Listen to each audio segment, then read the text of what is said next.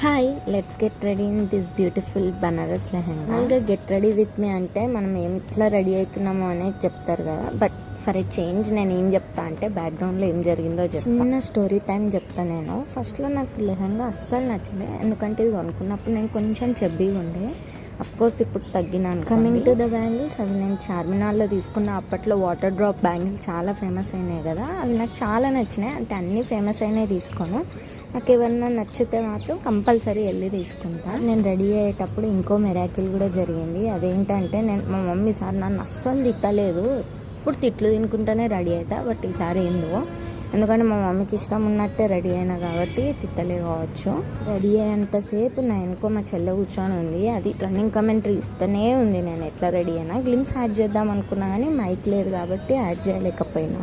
లాస్ట్కి ఏదో తగ్గింది అనిపించింది. కుంకుమ పెట్టుకునేసరికి కంప్లీట్ అయింది. Bye guys.